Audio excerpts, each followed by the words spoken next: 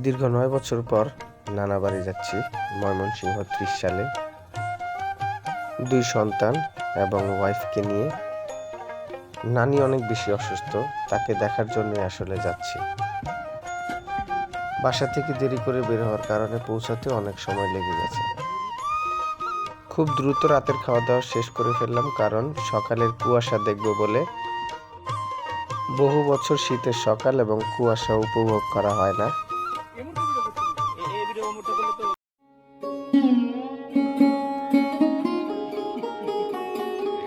এমন প্রাকৃতিক সৌন্দর্য, এমন সুন্দর সকাল আমি বহু বছর দেখিনি।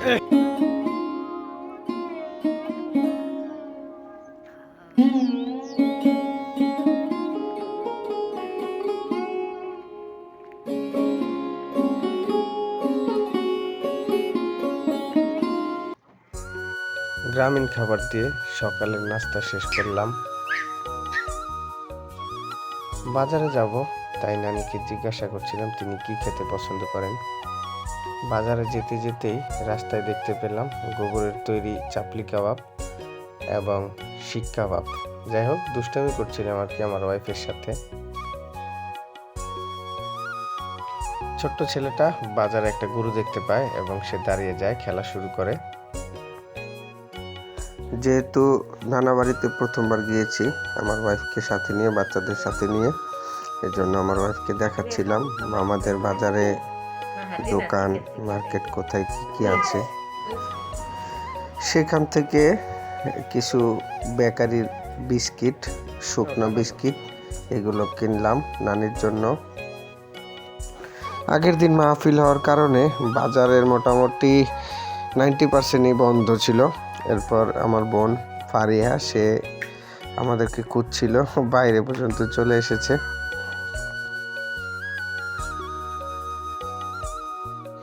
বাজার থেকে বাড়িতে চলে আসলাম।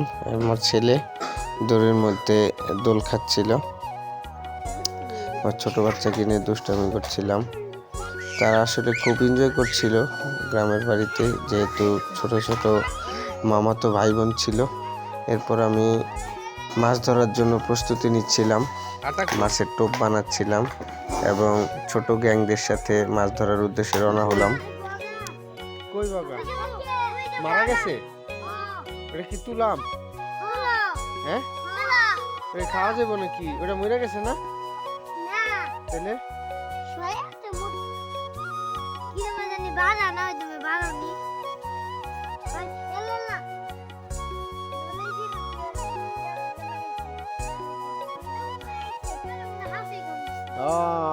এক্স্যাক্টলি, এবার বুঝছো। তাহলে ওই যে সাপটা আছে না, ওই সাপটাই হলো ওই বক যেটা পড়ে রইছে না, ওই জায়গায় ওইটারে ওই ওই কামড় দিছে, কামড় দিয়ে ও আরামসে রিল্যাক্স ওইটার উপর বসে রয়েছে। এই সাপটা কি সাপ এটা? হ্যাঁ, ধরা সাপ। আচ্ছা যাও যাও যাও যাও, ওই যে জায়গায় বসে মাছ ধরুম ওই জায়গায় যাও। এই সাফওয়ান আস্তে আস্তে আসো।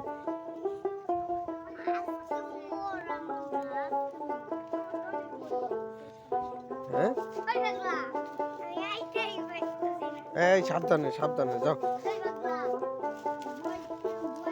এই ওরে ধরে নিয়ে আসো তো ওমর। এই যে কিনার দিয়ে আসো, এই বাম পাশে, আমার বাম পাশ দিয়ে আসো। অযথা বৃথার চেষ্টা করলাম, একটা পুঁটি মাছও ধরতে পারলাম না, কারণ ঠান্ডার সময় নাকি কোনো মাছই বড়শিতে গাঁথে না। এরপর উঠানে বসে ছোট বড় সবাই মিলে রোদ পোহাচ্ছিলাম এবং নানির সাথে বসে গল্প করছিলাম।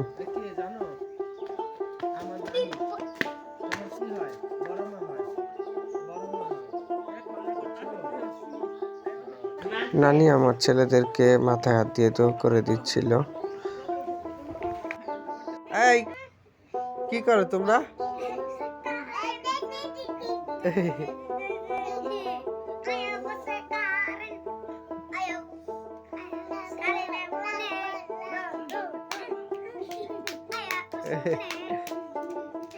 ব্যাটারিটা কিছু না, কিন্তু এই যে পানি, এই পানিটাও দেখাও, পানিটাও দেখাও।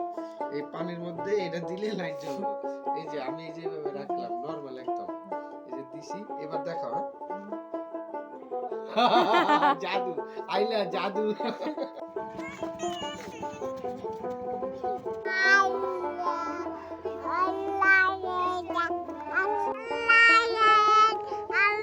তোমাদের ভিডিও কলে তোমরা দাঁত বের করে হাসি দাও।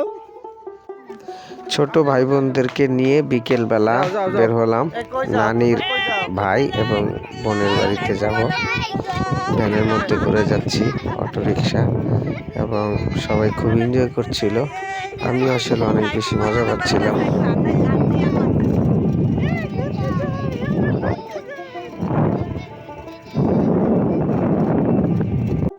সাইফু কই, মামা কই? হ্যাঁ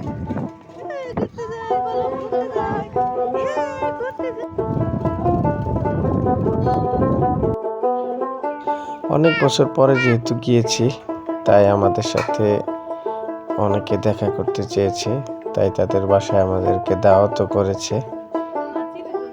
এটা ওইখান থেকে আমরা চলে গেলাম বাজারে, যেহেতু সকালবেলা আমরা বাজারে গিয়ে দোকানপাট সব বন্ধ পেয়েছিলাম। গ্রামের বাজারটা একটু অন্যরকম হয়, সেটাই দেখানোর জন্য আমার ওয়াইফকে সঙ্গে নিয়ে গেলাম।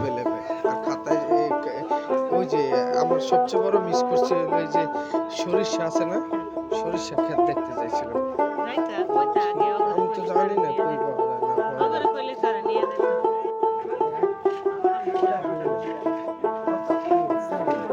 কয় টাকা? 40।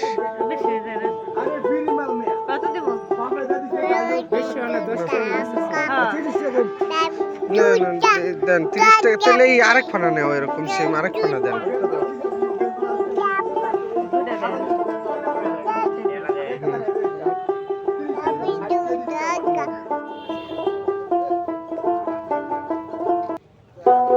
সরিষা শাক না, না না নিব না আমরা।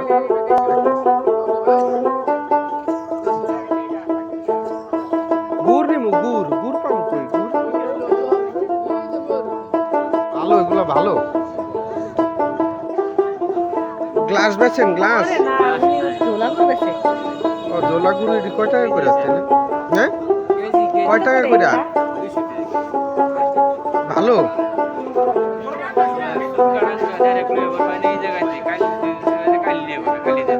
না, আঙ্গুলে একটু চারাতে দেওয়া হয়, এটা লয়ে তো ই দিয়ে খাওয়া যায়, তাই না?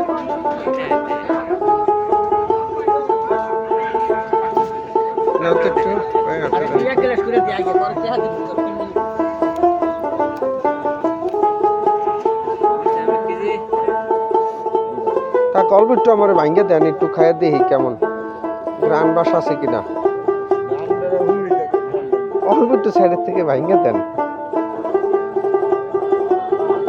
যেহেতু ময়মনসিংহে ওইরকম ভাবে খেজুর গাছ নেই, তাই খেজুরের রস এখানে হয় না, আর রস না হলে তো খেজুরের গুড় হওয়ার প্রশ্নই আসে না। তাও আমি অথেন্টিক কিনা দেখছিলাম, কিন্তু আসলে ভালো গুড় না, এইগুলো হয়তো কেনা গুড়, এটা ডুপ্লিকেট গুড়ও হইতে পারে। যাই হোক, গুড় কিনলাম না। এরপর বাচ্চাদের জন্য নাস্তা কেনার উদ্দেশ্যে হোটেলে গেলাম, সেখান থেকে কিছু মিষ্টি এবং নাস্তা কিনে বাড়ির উদ্দেশ্যে রওনা হলো।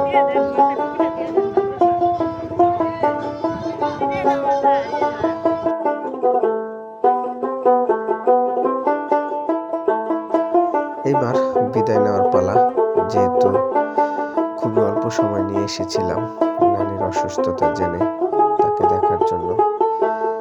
যে নানিকে দেখে গেছি 9 বছর আগে, অনেক বেশি স্ট্রং ছিল, এখন আর তিনি আগের মতো শক্তি সামর্থ্য নেই। তার হাতে এখন লাঠি, সে লাঠি ভর্তি হাঁটে। বয়সের যে একটা স্পষ্টতা, শারীরিক অসুস্থতা, সবকিছুই তার মধ্যে বিদ্যমান। মামারা ছিল, তারাও এখন জীবন জীবিকার তাগিদে প্রবাসে পাড়ি জমিয়েছে। আমি একদম সীমিত সময়ের জন্য এসে অত্যন্ত আবেগ আপ্লুত হয়ে পড়েছিলাম। সবার আতিথেয়তায় আমি অনেক মুগ্ধ। ইনশাআল্লাহ আবার হয়তো কোনোদিন আসবো। আপনারা আপনাদের নিকটাত্মীয়দের বাড়িতে যাবেন, ঘুরবেন, তাদের খোঁজ খবর নেবেন। সবাই ভালো থাকবেন, আমার জন্য দোয়া করবেন, নানির জন্য দোয়া করবেন।